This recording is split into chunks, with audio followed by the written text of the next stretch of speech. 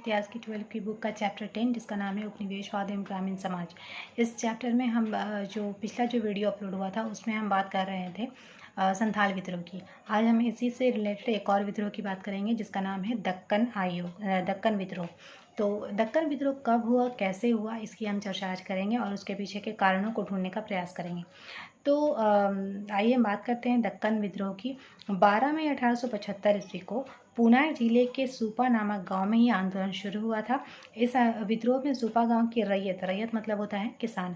तो सूपा गांव के जो किसान थे उन्होंने मिलकर साहूकारों के विरोध जो आक्रोश था उसे व्यक्त किया, मतलब साहूकारों के खिलाफ जो उनके मन में नाराजगी थी उसे उन्होंने बाहर निकाला विद्रोह के रूप में। किसानों ने क्या कि किसानों और द्वारा साहूकारों के लेखा खाता जला दिए गए। मतलब क्या है, प्रॉब्लम ये थी कि किसानों को जब पैसे की ज़रूरत होती थी और जब वो लगान चुकाने में असमर्थ होते थे तो ये जो किसान है वो साहूकारों के पास जाकर ऋण लेते थे।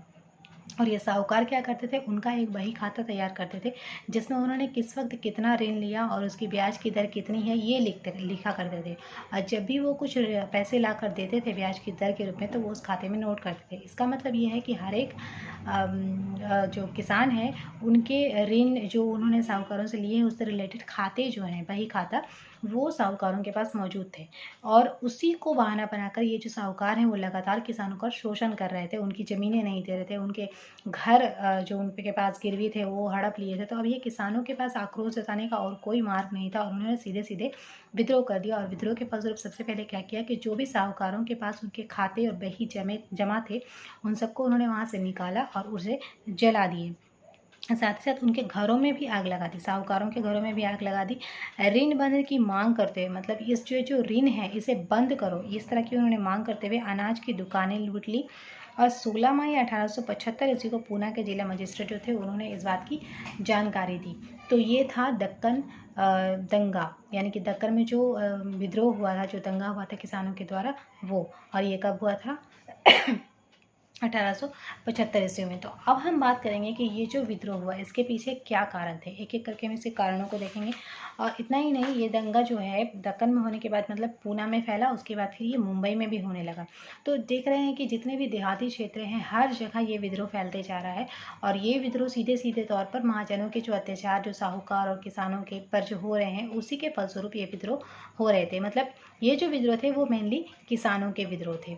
तो अब हम बात करेंगे इसके कारणों पर। जब हम इसके कारणों की बात करेंगे तो सबसे पहले तो इसमें हम देखेंगे राजस्व की अधिकता। मैं कुछ पॉइंट बोलूँगी उसको आप लिख लेना, फिर मैं उसको एक एक करके डील करूँगी। तो जो सबसे पहले कारण हम बात करेंगे राजस्व की अधिकता, किसानों की ऋणग्रस्तता और अकाल की स्थिति। देखिए, राजस्व की अधिकता मतलब क्या है कि जो ब्रिटिश सरकार है उन्होंने राजस्व की दर जो है बहुत ऊंची रखी है और दिन ब दिन वो दर बढ़ाई जा रही है। तो इसीलिए कहा गया राजस्व की अधिकता। राजस्व की अधिकता से तात्पर्य है कि राजस्व की जो दर है वो दिन ब दिन बढ़ती चली जा रही है और कृषि की उपज बढ़ाने के लिए कोई प्रयास नहीं हो रहा है। तो ऐसे में क्या होगा, किसान जो है वो ऋण के बोझ तले दबे चले जाएंगे और किसानों में ऋणग्रस्तता बढ़ेगी। और फिर क्या हुआ कि धीरे धीरे करके अकाल की स्थिति होने लगी जिसने किसानों की कमर तोड़ दी। तो जब किसान हद से ज़्यादा दबाए जा रहे हैं तो उनके पास अपनी स्थिति को ठीक करने के लिए या फिर अपनी स्थिति को ऊंचा उठाने के लिए विद्रोह के अलावा और कोई मार्ग नहीं बचता है। तो दक्कन जो विद्रोह था उसका एक कारण क्या हुआ, राजस्व की अधिकता, ऋणग्रस्तता और अकाल की स्थिति। अब जो अगला कारण है वो है, इसको भी नोट करना, ब्रिटेन द्वारा भारत में कपास उत्पादन की आवश्यकता। देखिए, सबसे पहले चूंकि ब्रिटेन में औद्योगिक क्रांति हो चुकी है और औद्योगिक क्रांति के फलस्वरूप वहाँ पर जो वस्त्र उद्योग है उसमें बहुत ज़्यादा वृद्धि देखने को मिल रही है उसके उत्पादन में। तो उसके यहाँ जो फैक्ट्री जो वहाँ पे लगाई गई है उसमें बहुत ज़्यादा उत्पादन हो रहा है और उस उत्पादन को इस तरह से बनाए रखने के लिए उसे कच्चे माल की आवश्यकता है। और वो जो कच्चा माल कपास है वो इससे पहले वो ब्रिटेन से लेता था, सॉरी वो अमेरिका से ले रहा था। मतलब ब्रिटेन जो है वो कपास के आयात के लिए अमेरिका पर निर्भर था, वो आराम से कपास अमेरिका से ले रहा था। लेकिन अब जब वहाँ पर अमेरिका में गृह शुरू हो गया और वहाँ पर कपास के उत्पादन में कमी आई तो फिर उसका असर सीधे तौर पर दिखने लगा ब्रिटेन के उद्योगों पर, जिन्हें अब कच्चा माल के रूप में कपास नहीं मिलने के कारण वहाँ पर वस्त्र उद्योग के उत्पादन में कमी आने लगी थी। तो अब उन्होंने कपास के लिए दूसरा विकल्प ढूंढना शुरू किया और उनका विकल्प जो है उन्हें नजर आया भारत में। अब भारत में उन्हें कपास की उपज की अधिकता देखने को बढ़ाने की ज़रूरत पड़ी। तो उन्होंने क्या किया कि भारत में जो ज़्यादा से ज़्यादा कपास उपज के लिए लोगों को यानी किसानों को प्रोत्साहित करने लगे कि अब यहाँ पे ज़्यादा से ज़्यादा कपास उपजाया जाए ताकि उन्हें उनके जो फैक्ट्री हैं उनके लिए कच्चे माल के रूप में कपास आसानी से मिल सके। तो ये दूसरा कारण था। तीसरा कारण देखेंगे, भारत में कृषि का वाणिज्यीकरण। वाणिज्यीकरण मतलब भारत में जो कृषि हो रही है उसको में ऐसी फसलों को उपजाना जिससे जो कि सीधे तौर पर वाणिज्य पर असर डालती हो। जैसे कि देखा जाए तो जितनी भी चीज़ें उपजाई जाती हैं वो कच्चे माल के रूप में उद्योगों के काम आते हैं, लेकिन ब्रिटिश सरकार की अब ये नीति हो गई थी कि वो यहाँ पर ऐसी फसलों को उपजाएं जो कि खाद्यान्न फसल ना होकर नगदी फसल हो, जिससे कि उसके जो भी ब्रिटेन में जो भी लगे हुए हैं, मील लगे हुए हैं, कारखाने लगे हुए हैं, उनको कच्चे माल के रूप में यहाँ से भारत से इन चीज़ों की प्राप्ति हो सके। तो अब उन्होंने क्या किया, यहाँ के किसानों को इस बात के लिए प्रोत्साहित किया या विवश किया कहें कि वो ज़्यादा से ज़्यादा ऐसी फसलों का उत्पादन करें जिसको कि कच्चे माल के रूप में ब्रिटेन के जो फैक्ट्रीज़ हैं उनको मिल सके।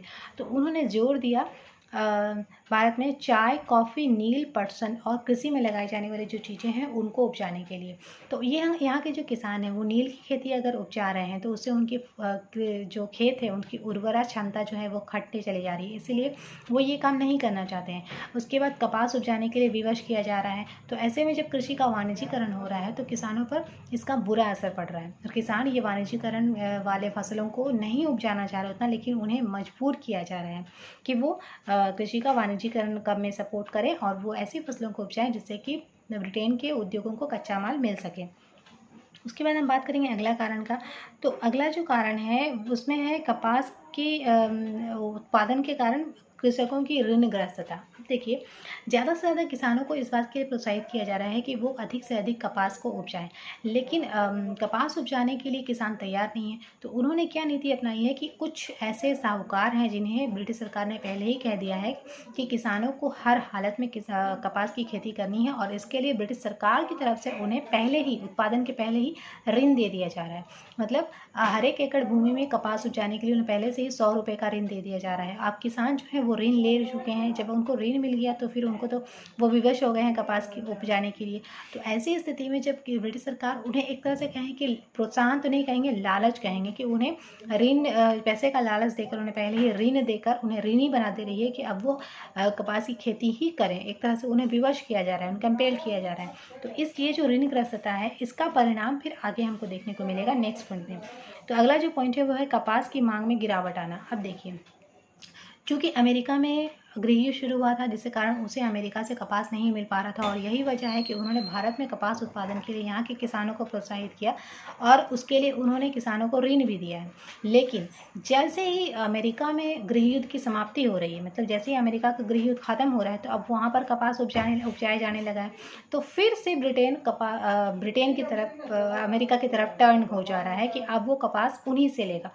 ऐसे में क्या हो रहा है कि जो किसान ऋण लेकर कपास की खेती कर रहे हैं और कपास को उत्पादित कर रहे हैं, बहुत सारा कपास उत्पादन हो चुका है, लेकिन अब उन्हें खरीदने वाला कोई नहीं है क्योंकि उन्हें खरीदने वाला जो खरीदार था वो अब दूसरी जगह से कपास की खरीदारी कर रहे हैं। मतलब जो कपास उपजाया गया था भारतीयों के द्वारा कि ब्रिटेन की जो सरकार है वो उनसे खरीदेगी, लेकिन अब ये ब्रिटिश सरकार क्या कर रही है कि दोबारा वो अमेरिका से ही कपास खरीद रही है। तो यहाँ का जो कपास उत्पादन हुआ है वो अब वेस्ट हो रहा है।